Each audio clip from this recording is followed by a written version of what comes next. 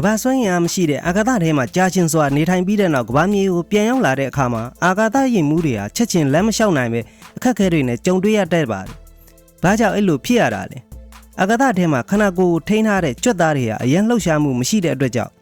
ကြွက်သားအားနည်းလာပါတယ်။အထူးသဖြင့်ခြေထောက်နဲ့ကြိုးရုံးမှာရှိတဲ့ကြွက်သားတွေဟာအားနည်းလာပါတယ်။အာကာသမှာလေ့ကျင့်ခန်းလုပ်ရတဲ့ဆိုပေမဲ့လည်းကြွက်သားတွေကတော့အားနည်းလာတတ်ပါတယ်။ကဘာစွမ်းရမ်းမရှိတဲ့အတွက်ကြောင့်ရိုးတွေကကယ်ဆီယမ်ဆုံးရှုံးမှုများလာပါတယ်။အဲ့ဒါကြောင့်ခြေထောက်နဲ့တိမ်မစုံရိုးတွေကအားနည်းသွားပြီးတော့ကဘာမြေပြန်ရောက်တဲ့အခါမှာခန္ဓာကိုယ်မထိန်းနိုင်ပဲလဲကျသွားကြတာပါပြီးတော့ကဘာမြေရဲ့ဆွဲငင်အားကိုချက်ချင်းမခံစားရသေးပဲခေါင်းမူပြီးတော့ဟန်ချက်မထိန်းနိုင်တာတွေဖြစ်တတ်ပါတယ်အထူးသဖြင့်နှလုံးကသွေးတွေကကဘာမြေရဲ့ဆွဲငင်အားကိုဆန့်ကျင်ပြီးညှစ်ထုတ်ဖို့မလိုတဲ့အတွက်ကြောင့်အားနဲ့လာတာပါအဲ့ဒါကြောင့်မို့သွေးတွေကခြေထောက်စီကိုစုပြုံဆင်းပြီးတော့ခေါင်းမူတာတွေ3 လီထီကိုဖြစ်နိုင်ပါတယ်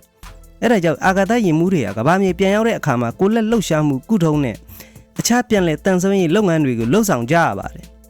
အထူးသဖြင့် INS မှာလပေါင်းများစွာနေထိုင်ခဲ့တဲ့သူတွေဆိုရင်ပြန်လည်နလန်ထူလန်နိုင်မှုအတွက်လပေါင်းများစွာကြာတတ်ပါတယ်